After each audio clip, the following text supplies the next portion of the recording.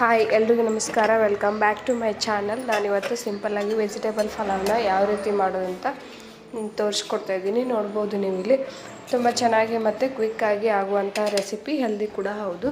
ಇದನ್ನು ಮಾಡೋದಕ್ಕೆ ನಮಗಿಲ್ಲಿ ಹಸಿರು ಮೆಣಸಿನ್ಕಾಯಿ, ಪೊಟ್ಯಾಟೊ ಮತ್ತು ಕ್ಯಾರೆಟು, ಬೀಟ್ರೋಟು, ಬೀನ್ಸು ಮತ್ತು ಹಸಿ ಬಟಾಣಿ, ಈರುಳ್ಳಿ, 1 ಟೊಮಾಟೊ ಮತ್ತು ಹಸಿಮೆಣಸಿನ್ಕಾಯಿ.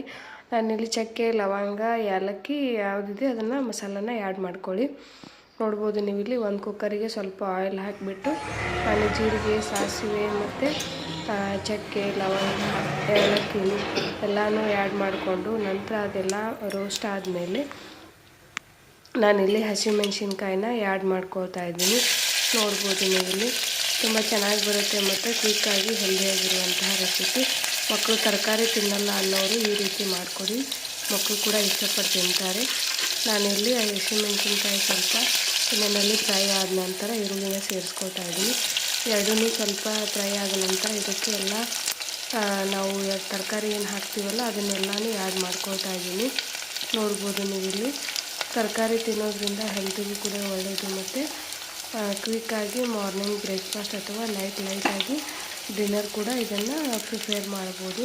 ಮಕ್ಕಳ ಲಂಚ್ ಬಾಕ್ಸಿಗೂ ಕೂಡ ಹೆಲ್ಪ್ ಆಗುತ್ತೆ.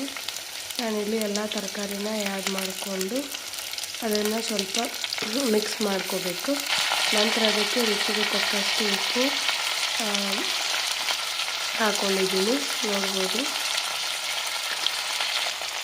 ಸ್ವಲ್ಪ ಅರಿಶಿನ, ಸ್ವಲ್ಪ ಗರಂ ಮಸಾಲ ಪೌಡರ್ ಇಷ್ಟನ್ನು ನಾನು ಆ್ಯಡ್ ಮಾಡ್ಕೊಂಡಿದ್ದೀನಿ. ಜಾಸ್ತಿ ಮಸಾಲೆ ಕೂಡ ನಾನು ಯೂಸ್ ಮಾಡಿಲ್ಲ, ಸಿಂಪಲ್ಲಾಗಿ ಮಾಡಿದ್ದೀನಿ. ಹೆಲ್ದಿಯಾಗಿ ಕೂಡ ಇರುತ್ತೆ, ಆಯಿಲ್ ಕೂಡ ಸ್ವಲ್ಪ ಕಡಿಮೆನೇ ಯೂಸ್ ಮಾಡಿದ್ದೀನಿ. ಇದನ್ನೆಲ್ಲನೂ ಸ್ವಲ್ಪ ಮಿಕ್ಸ್ ಆದಮೇಲೆ ನೀವು ಅಕ್ಕಿನ ತೊಳೆದಿಟ್ಕೊಂಡಿದ್ದೆ ಅದನ್ನು ನಾನಿಲ್ಲಿ ಆ್ಯಡ್ ಮಾಡ್ಕೊಳ್ತಾ ಇದ್ದೀನಿ. ಸ್ವಲ್ಪ ಅದನ್ನು ಮಿಕ್ಸ್ ಮಾಡಿ ನಂತರ ನೀರನ್ನು ಆ್ಯಡ್ ಮಾಡ್ಕೊಳ್ತಾ ಇದ್ದೀನಿ.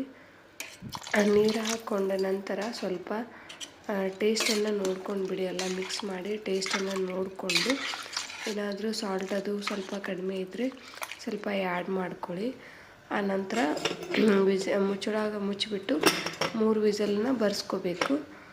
3 ವಿಸಲ್ ಬರ್ಸ್ಕೊಂಡ ನಂತರ ನೋಡ್ಬೋದು ನೀವಿಲ್ಲಿ ಎಷ್ಟು ಟೇಸ್ಟಿಯಾಗಿ ಮತ್ತು ತುಂಬ ನೋಡೋದಕ್ಕೂ ಕೂಡ ಮಕ್ಕಳು ಇಷ್ಟಪಡ್ತಾರೆ.